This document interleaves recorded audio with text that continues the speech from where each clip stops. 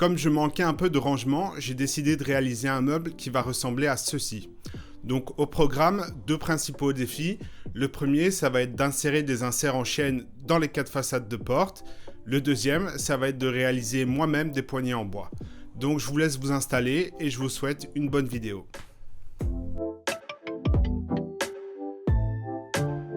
La conception du meuble est assez simple puisqu'il est composé de 4 traverses, 4 montants. Je rajoute ensuite 2 fonds qui me permettront d'assurer l'équerrage.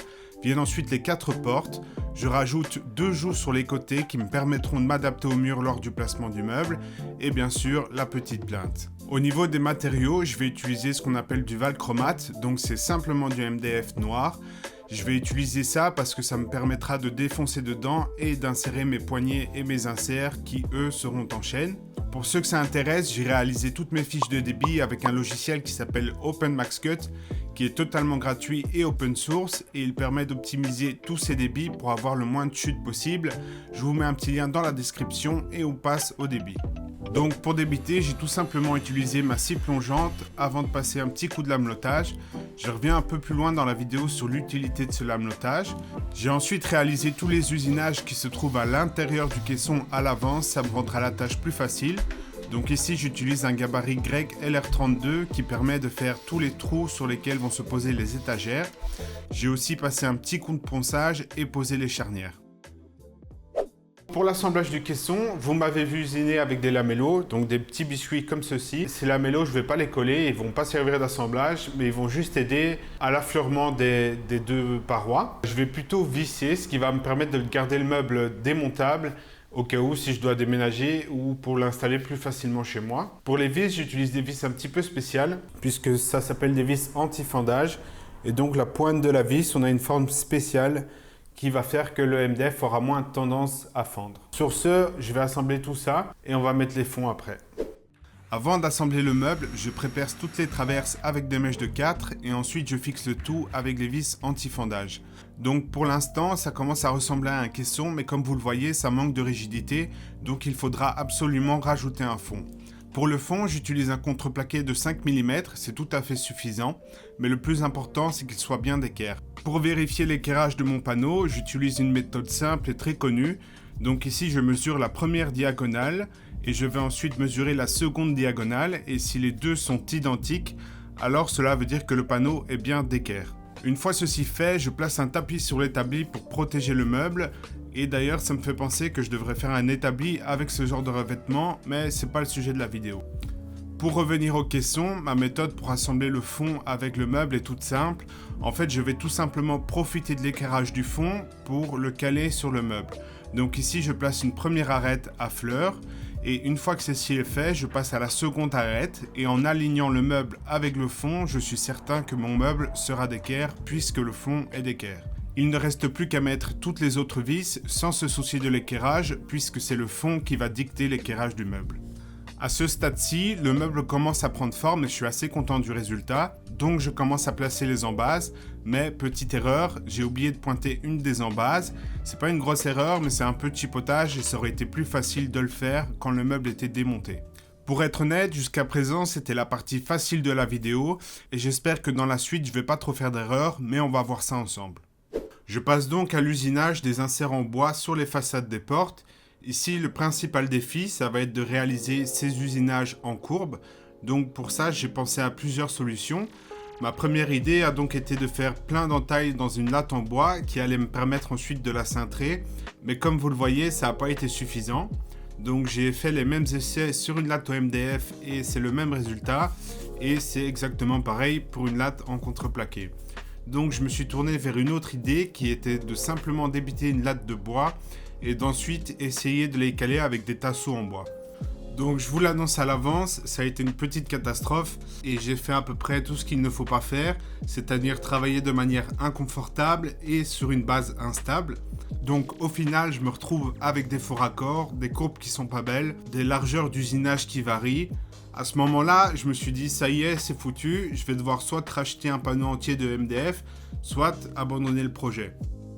Heureusement, après quelques heures de réflexion, j'ai changé l'emplacement des portes et je me suis tourné vers une nouvelle technique qui est beaucoup plus simple et que je maîtrise beaucoup mieux, qui est d'usiner simplement des lignes droites. Donc les motifs, je les ai pas vraiment choisis, puisque j'ai dû usiner dans les précédents usinages. Et je laisse donc la forme du motif au hasard. Je me dis que je verrai bien ce que ça donnera plus tard, en espérant que ça donne bien. Une fois les entailles faites, je dégauchis et rabote un bois en vérifiant qu'il rentre parfaitement dans les entailles. Et une fois que ceci est fait, il ne reste plus qu'à débiter et coller les baguettes sur les façades MDF. Ensuite, je passe un petit coup de ponceuse et de rabot pour mettre ça au propre. Et maintenant, on passe aux poignées. Pour les poignées, j'ai voulu faire quelque chose d'un petit peu original, donc j'ai décidé d'utiliser une fraise à poignée. Le principal problème, c'est que ces fraises-là sont conçues pour réaliser les moulures sur les champs et pas forcément en plein panneau. Donc il m'a fallu trouver quelques petites astuces. Pour mieux visualiser ça, je vous ai fait un petit schéma ici. Donc ça va pas être la poignée finale, mais c'est juste pour vous la représenter. Je vais donc commencer par fabriquer le gabarit numéro 1, et ce gabarit va me servir à deux choses. La première, il va me servir à détourer la poignée grâce à une bague à copier et une fraise droite. Et la seconde, il va me permettre de créer le gabarit numéro 2. Le gabarit numéro 2, lui, va me permettre d'usiner la poignée à proprement dite grâce à une bague à copier avec une fraise à poignée. Mais il va aussi me permettre d'encastrer la poignée dans la façade de porte, mais je vous montre ça un peu plus tard. Également, je ne l'ai pas dessiné sur le schéma, mais je vais faire une petite feuillure sur les côtés qui vont me permettre d'encastrer la poignée et de garder du jeu sans que les défauts soient visibles. Donc ça fait beaucoup d'informations d'un coup, donc je vous mets une petite image du profil de la poignée et à quoi elle devrait ressembler. Je commence donc par tracer et découper le premier gabarit, donc ici tout à fait classique, j'utilise une scie sauteuse, des limes et du papier à poncer pour faire le gabarit numéro 1 bien comme il faut. Une fois ce gabarit fait, je le fixe sur un deuxième panneau de MDF et j'usine le gabarit numéro 2 grâce au gabarit numéro 1. Une fois ceci fait, je fixe mon gabarit sur ma planche en chaîne. Ici, j'utilise des vis puisque de toute façon, on va retirer la poignée et ça ne se verra pas. À noter également que le premier usinage que je fais, j'utilise une simple fraise droite et non la fraise à poignée, puisqu'une fraise à poignée n'est pas conçue pour retirer beaucoup de matière. Donc j'utilise une fraise droite pour faire le gros du travail et une fois que ceci est fait, je peux passer en une passe avec la fraise à poignée. Comme vous le voyez, on voit déjà le profil de poignée sur les côtés. Ensuite, je place le second gabarit sur la planche en chaîne et j'essaye de le centrer à l'œil et en mesurant un petit peu. Alors c'est peut-être un point qui peut être amélioré, mais j'ai pas trouvé de solution pour la centrer. J'usine ensuite les contours de la poignée. Ici, le but c'est pas de passer totalement en travers, mais simplement de rentrer de 1 ou 2 cm. Vous allez comprendre pourquoi plus tard. Je coupe ensuite grossièrement les poignets en suivant le trait de défonceuse. Le but, c'est pas d'être juste ici, c'est juste de retirer le gros. Ensuite, je passe avec une fraise à copier sous table pour rendre ça beaucoup plus propre et je passe un petit coup de ponçage. Une fois que ceci est fait, je vais devoir donc maintenant faire une petite feuillure. Pour ça, j'utilise une fraise à feuillurer avec un roulement adapté. Donc ici, j'ai trouvé un petit kit de roulement sur Amazon. Et ils me permettent de changer les réglages et donc de faire des feuillures plus grandes ou plus petites. Pour réaliser l'encastrement, rien de compliqué, je réutilise le gabarit numéro 1 et je change la bague à copier, ce qui va me permettre de faire des formes un peu plus petites ou un peu plus grandes. Une fois ceci fait, il ne reste plus qu'à la couper à mesure et l'encastrer dans la façade avec un peu de colle et un serre-joint. Et à présent, on va passer à la finition et au placement du meuble. Donc on arrive au placement, ici je place le premier meuble à peu près à l'endroit où il doit aller et je règle le niveau en dévissant ou en vissant les pieds. Une fois le premier caisson fait, je passe au second caisson, ici il n'y a rien de compliqué, on remet de niveau par rapport au premier meuble. Je fixe ensuite les meubles ensemble, pour ça j'utilise ce qu'on appelle des vis de raccord. Moi je préfère travailler avec ce genre de vis plutôt que des vis classiques car je les trouve plus solides. Alors avant de passer à la suite, je voulais juste faire une petite précision. Je suis vraiment pas un pro du placement et la méthode que je vais montrer ici, c'est celle que je pensais le mieux. Mais je suis vraiment pas sûr de la méthodologie et de l'efficacité de cette technique. Mais bien sûr, si vous avez des astuces ou des conseils à donner, vous pouvez bien sûr les écrire en bas dans les commentaires. Je commence donc par mettre mon meuble bien parallèle par rapport au mur, tout le long du mur. Ici, j'ai choisi de le mettre à 4 cm, mais c'est une valeur abstraite et chacun fait comme il veut. Je place ensuite la première joue et je place des petites cales en dessous. Le but de ces cales, c'est d'avoir un champ bien parallèle tout le long. Donc ici, j'ajoute ou j'enlève des cales et je mesure à chaque fois le long de mon champ pour que la distance soit pareille au-dessus, au milieu et en bas. Une fois qu'on a ceci, je prends une cale avec un crayon sur le sol et je trace un trait. Une fois que j'ai ce premier trait, je peux le couper et reposer la joue sur le sol et donc le champ sera bien parallèle au champ du caisson. Comme le dessous et le côté de la joue sont bien droits et parallèles par rapport au caisson, je trace un trait de crayon sur le dessus, qui lui va donc me définir le dessus. J'obtiens donc une joue qui est bonne sur le dessus et sur l'avant, mais l'avant dépasse beaucoup trop et l'arrière n'est pas juste.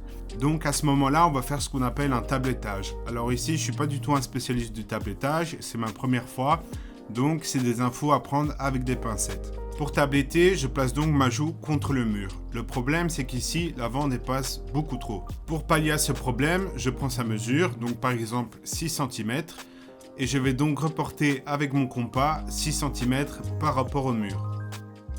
J'ouvre donc mon compas à 6 cm, je me place contre le mur et je descends tout le long du mur en reportant le trait sur la joue. C'est une méthode intéressante puisqu'on peut faire à peu près toutes les formes possibles. Le problème, c'est que je pense que ça demande un petit peu d'habitude, comme par exemple ici ma première découpe qui n'était pas super bonne. Malgré tout, la deuxième était meilleure, mais je pense qu'avec le temps et l'expérience, on peut arriver à faire des choses super précises. Je continue de placer le meuble et je place donc la petite plinthe qu'on n'oublie pas. Et ensuite, je place les portes. À ce moment-là, je découvre à peu près le motif monté et fini. Et au final, je suis assez content du résultat. Même si ce n'est pas ce que j'avais voulu au départ, ça a quand même de la gueule et je suis assez content.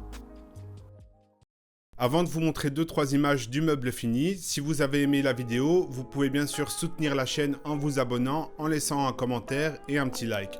Sur ce, je vous dis à très bientôt et je vous laisse avec ces images-là.